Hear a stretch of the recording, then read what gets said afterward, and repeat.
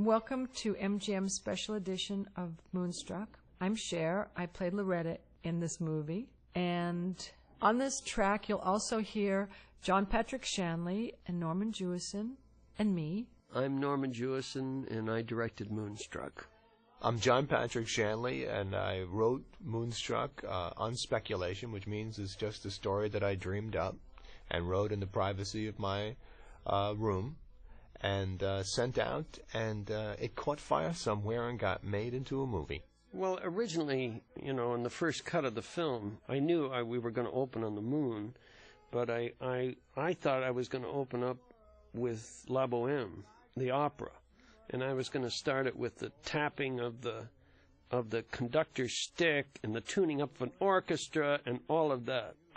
Actually, I did that and tested it. And it was disastrous because everybody in the theater thought they were going to see the most boring. You can't start a picture with an opera. And there's only 3 big chords in La Boheme anyway. And all of a sudden people were singing in Italian and everything. It just turned everybody off. And they thought this is going to be one of those artsy, fartsy films. When we went back, totally disillusioned after this screening, I said, oh, my God, we've made this terrible mistake. I got La Boheme all the way through this film. And my editor, Lou Lombardo, said, I told you we should have used Dean Martin singing. And I said, I can't stand that song. And then I started to listen to it and realized the song was what Moonstruck in a way is about. It's perfect, absolutely perfect. We laid that song in the same footage that you're looking at, with all of the opera being made in New York, uptown in New York, and then Loretta Castorini in Brooklyn, and trying to tie those two things together. So the audience knows that at some time in this picture they're going to have some relationship. When you dance on the street with the crowd at your feet, you're in love. Throughout the film, everyone talks about death constantly. It is an obsession of the film. It's just, let's remind everybody once again that we're all going to die, so we might as well live. And also that death is part of life, that they start off with a corpse in the front, which I thought rather charmingly Norman put his credit over, the corpse. So he was into that too. There's a lot about death in the script. That's part of one of the things that attracted me, yes.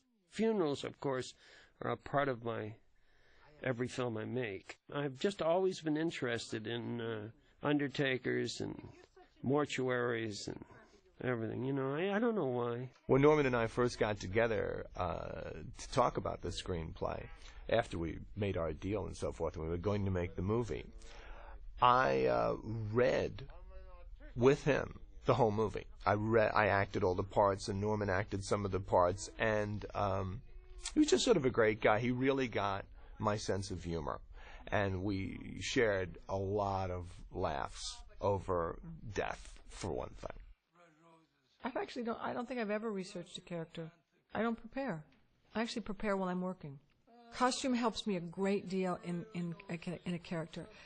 I think maybe more than other people, I'm not sure, but when I put on a costume, it really gives me the place right there. I knew I wasn't supposed to be attractive. I had to be attractive through who I was, and so I didn't pay much attention to myself as my physical self, and so you get that kind of feeling, it helps you get the feeling of this kind of no-nonsense woman. Thanks, Carmine. Well, the Grand Ticino existed, and because Shanley, being a New Yorker, wrote a lot, puts actual locations right into his stories. I was just there the other night. All the same people are there. You walk in and I see that professor of communications at NYU, the same proprietor, Mike Battici, who's always been there.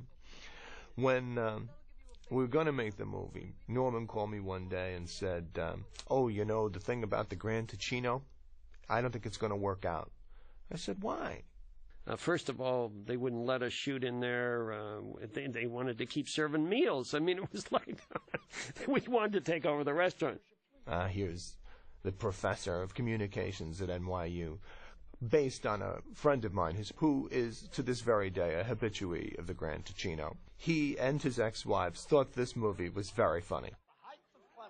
I got on a train and I went down to the Grand Ticino, and I went and I found Mike, and I took his hand and I said, "Mike, please, let them do this. You won't be sorry." And after the movie opened, business went up something like 150% for 2 years. I would go in there and, waiters would have emotional events and embrace me and said that I put their children in college and stuff like that. So we created our own Grand Ticino, but we did take the inspiration from the original restaurant.